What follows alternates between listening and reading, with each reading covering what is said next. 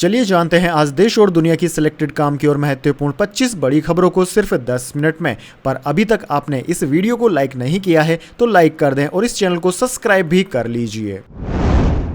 Biden बोले चीन और भारत प्रवासियों से नफरत करने वाले, इसलिए उनका आर्थिक विकास धीमा। चुनावी कैंपेन में कहा प्रवासियों ने अमेरिका को मजबूत बनाया।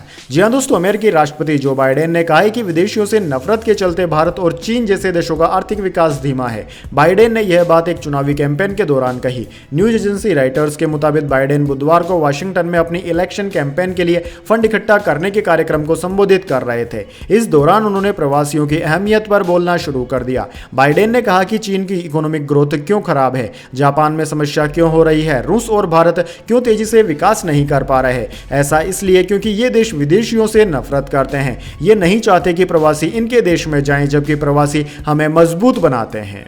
चलिए दोस्तों जान लेते हैं इसके बाद अगली बड़ी खबर। आईपीएल के बीच सुरेश रैना के परिवार पर आई आफत, ममेरे भाई का हिट एंड रन में हुआ निधन। जी हां दोस्तों, पूर्व भारतीय क्रिकेटर और इस समय इंडियन प्रीमियर लीग आईपीएल में कमेंट्री कर रहे सुरेश रैना के परिवार पर दुखों का पहाड़ टूट पड़ा है। दरअसल दोस्तों, रैना के ममेरे भाई की सड़क हादसे में मौत हो गई। रैना के ममेरे भाई को टक्कर मारने के बाद टैक्सी ड्राइवर फरार हो गया। बाद में उसे हिरासत में लिया गया। दरअसल दोस्तों, मामला हिमाचल प्रदेश के कांगड़ा में सामने आया। एसपी कांगड़ा शालिनी अग्नोत्री ने बताया कि शुरुआती जानकारी आई कि पुलिस थाना गगल के अंतर्गत एक हिट एंड रन का मामला है, जहां 2 युवकों की मौत की खबर है। घटना की सूचना मिलने पर पुलिस ने फरार टैक्सी चालक का पीछा करते हुए उसे मंडी से हिरासत में ले लिया। एसपी कांगड़ा ने बताया कि मंगलवार रात करीब 11:30 बजे गगल में हिमाचल टिम्बर के पास अज्ञात वाहन ड्राइवर ने स्कूटी को टक्कर मार दी और मौके से फरार हो गया था। इस दुर्घटना में स्कूटी चालक सौरभ कुमार निकासी गगल और शुभमन निवासी कुंडमा की मौत हो गई। सौरभ ही सुरेश रैना के ममेरे भाई हैं। चलिए दोस्तों जान लेते हैं इसके बाद अगली खबर।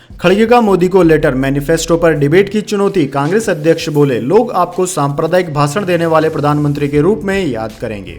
जी हां दोस्तों, कांग्रेस अध्यक्ष मल्लिकार्जुन खड़गे ने लगातार दूसरे दिन गुरुवार को प्रधानमंत्री मोदी को लेटर लिखा। खड़गे ने 2 मई को लिखे लेटर में प्रधानमंत्री मोदी को कांग्रेस और भाजपा के चुनावी मैनिफेस्टो पर डिबेट की चुनौती दी है। खड़गे ने लेटर में लिखा, आपने एनडीए के सभी उम्मीदवारों को पत्र लिखकर बताया है कि उन्हें वोटरों से क्या बात करनी है। चिट्ठी के लहजे से क्या लगता है कि आप में बहुत हताशा और चिंता है। यह आपको ऐसी भाषा का इस्तेमाल करने के लिए प्रेरित कर रही है जो प्रधानमंत्री पद को शोभा नहीं देती है। खड़गे ने 3 पन्नों के लेटर में कहा कि चुनाव के बाद लोग आपको एक ऐसे प्रधानमंत्री के रूप में याद करेंगे जो हार से बचने के लिए झूठ से भरे सांप्रदायिक भाषण देते थे।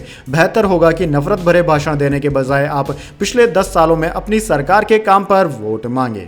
चलिए दोस्तों जान लेते हैं इसके बाद अगली बड़ी खबर। यौन शोषण के आरोपी ब्रजभूषण के बदले बेटे को भाजपा ने कैंडिडेट बनाया। पहलवान साक्षी मलिक बोली बेटा डमी, सत्ता ब्रजभूषण के पास है। जी हां दोस्तों, महिला पहलवानों से यौन शोषण के आरोपी ब्रजभूषण शरण सिंह का टिकट भाजपा ने काट दिया। हालांकि उनके छोटे बेटे करणभूषण को भाजपा ने उनकी सीट केसरगंज से टिकट दे दिया है। भाजपा ने गुरुवार शाम को इसकी घोषणा भी कर दी। करणभूषण यूपी कुश्ती संघ के अध्यक्ष हैं। वह भारतीय कुश्ती संघ के उपाध्यक्ष भी थे, लेकिन पिता के अध्यक्ष पद से इस्तीफा देने के बाद उन्होंने भी पद छोड़ दिया था। केसरगंज में 3 मई को नामांकन की आखिरी तारीख है। शुक्रवार को करण नामांकन करेंगे। करण सिंह के प्रतिनिधि जगन्नाथ तिवारी ने गुरुवार को केसरगंज से नामांकन के 4 सेट खरीदे।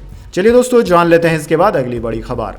अडानी एंटरप्राइजेज का चौथी तिमाही में मुनाफा 38% घटकर 450 करोड़ रुपए रहा। कंपनी की आय करीब 1% बढ़ी। प्रति शेयर 1.3 रुपए का लाभांश देगी कंपनी। जी हां दोस्तों, अडानी ग्रुप की फ्लैगशिप कंपनी अडानी एंटरप्राइजेज ने गुरुवार को Q4 फाइनेंशियल ईयर 2024 के चौथी तिमाही के नतीजे जारी कर दिए। जनवरी मार्च तिमाही में कंपनी का कंसोलिडेटेड नेट प्रॉफिट यानी कि शुद्ध मुनाफा सालाना आधार पर 38% घटकर 450.58 करोड़ रुपए रहा। पिछले साल की समान तिमाही में कंपनी का कंसोलिडेटेड शुद्ध मुनाफा 722.48 करोड़ रहा था। वहीं दोस्तों पिछली तिमाही में यह 1888.45 करोड़ था। चलिए दोस्तों जान लेते हैं इसके बाद अगली बड़ी खबर।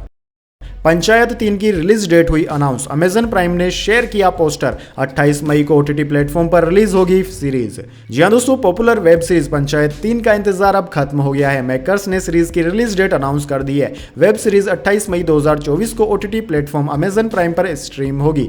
इस नई सीजन में जितेंद्र कुमार, नीना गुप्ता, रघुवीर यादव, फैजल मलिक, चंदन रॉय और सविका बतौर एक्टर एक बार फिर से वापसी करेंगे। अमेजन प्राइम ने पंचायत का पोस्टर शेयर करते हुए लिखा कि आपने लोकी आगे बढ़ाई और हम आपका इनाम अनलॉक करते हैं। दरअसल दोस्तों आपको बता दें दुनिया भर के 240 देशों के अंदर इसे रिलीज किया जाएगा। हिंदी के अलावा इसे तमिल, तेलुगु, मलयालम और कन्नड़ में भी डब किया जाएगा। चलिए दोस्तों जान लेते हैं इसके बाद अगली बड़ी खबर। लाडली बहनों के खाते में जल्द आएंगे पैसे, खुद सीएम मोहन यादव ने बताई मई में आने वाली किस्त की तारीख।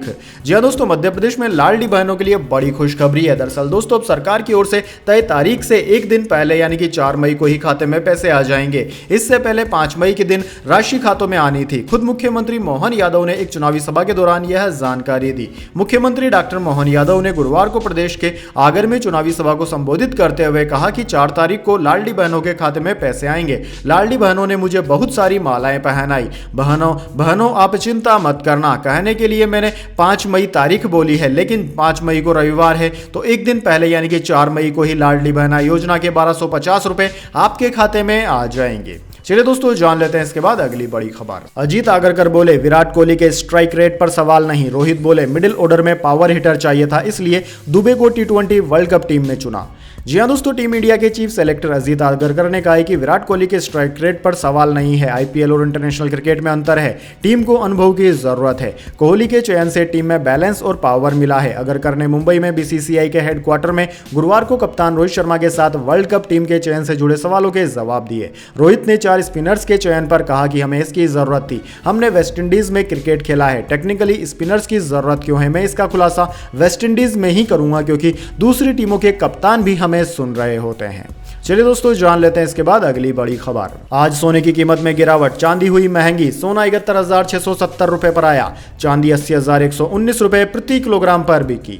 जी हां दोस्तों, सोने की कीमतों में आज मामूली गिरावट देखने को मिली। Indian bullion and jewellers association यानी कि IBGA की वेबसाइट के अनुसार 10 ग्राम 24 कैरेट सोना 40 रुपए सस्ता होकर 71,670 रुपए पर आ गया। वहीं अगर चांदी की बात करें तो इसकी कीमत में हल्की बढ़त देखने को मिली। आज 1 किलो चांदी 69 रुपए महंगी होकर 80,119 रुपए प्रति किलोग्राम पर बिक रही है। इससे पहले दोस्तों चांदी 80,050 रुपए प्रति किलोग्राम पर बिक रही थी। चलिए दोस्तों जान लेते हैं इसके बाद अगली बड़ी खबर। राहुल गांधी का अमेठी से चुनाव लड़ना लगभग तय। राहुल के नाम से ऑनलाइन नामांकन फॉर्म खरीदा गया, कल नॉमिनेशन की आखिरी तारीख।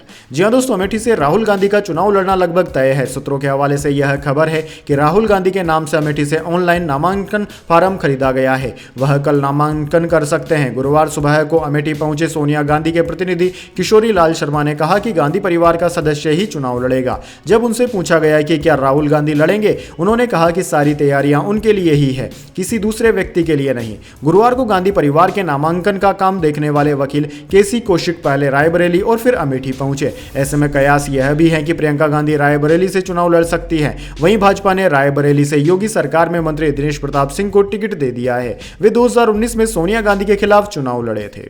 चलिए दोस्तों जान लेते हैं इसके बाद अगली बड़ी खबर। दिल्ली समेत उत्तर भारत में हीट वेव करेगी परेशान, जान लीजिए कितनी गर्मी झेल सकती है हमारी बॉडी। जी हां दोस्तों, गर्मी अब सताने लगी है। कई इलाकों में तापमान 40 डिग्री सेल्सियस को पार कर गया है। मौसम विभाग का कहना है कि मई में गर्मी और सताएगी। मई में देश के ज्यादातर हिस्सों में तापमान सामान्य से कहीं ज्यादा रहने के आसार हैं। ऐसा ग्लोबल वार्मिंग की वजह से हो रहा है, जिसका असर पूरी दुनिया पर पड़ रहा है। दोस्तों मौसम विभाग ने यह भी बताया कि इस बार मई में हीट वेव वाले दिनों की संख्या ज्यादा रहने की संभावना है। दिल्ली समेत उत्तर भारत में सबसे ज्यादा खतरा है। एक प्रेस रिलीज जारी कर मौसम विभाग ने बताया कि दक्षिणी राजस्थान, पश्चिमी मध्य प्रदेश, विदर्भ, मराठवाड़ा और गुजरात में मई के महीने में 8 से 10 दिन तक हीट वेव चल सकती है, जबकि बाकी हिस्सों में 5 से 7 दिन तक हीट वेव चलने की संभावना है। दरअसल दोस्तों ये चिंता बढ़ाने वाली बात इसलिए है क्योंकि आमतौर पर मई के महीने में उत्तर भारत और मध्य भारत में लगभग हीट वेव वाले दिन मात्र 3 दिन होते हैं। मौसम विभाग का कहना है कि अप्रैल में पश्चिम बंगाल के कुछ हिस्सों में 15 दिन और उड़ीसा में 16 दिन तक हीट वेव चली। ये अपने आप में एक रिकॉर्ड है। वैसे दोस्तों आपकी जानकारी के लिए बता दें, हमारे शरीर का सामान्य तापमान 37 डिग्री सेल्सियस होता है, जबकि हमारी त्वचा का तापमान 35 डिग्री सेल्सियस होता है। और इसी विभिन्न तापमान की वजह से ही हमें पसीना आता है। जब पसीना भाप बनकर उड़ता है तो वो शरीर के अंदर की गर्मी भी ले उड़ता है। अब ऐसे में अगर वेट बल्ब थर्मामीटर का तापमान 35 डिग्री सेल्सियस तक है तब तो कोई दिक्कत नहीं है, लेकिन अगर इससे ज़्यादा है तो फिर मुश्किल हो सकती है। इसलिए गर्मियों में हीट वेव वाले दिनों में घर के अंदर रहने की सलाह दी जाती है।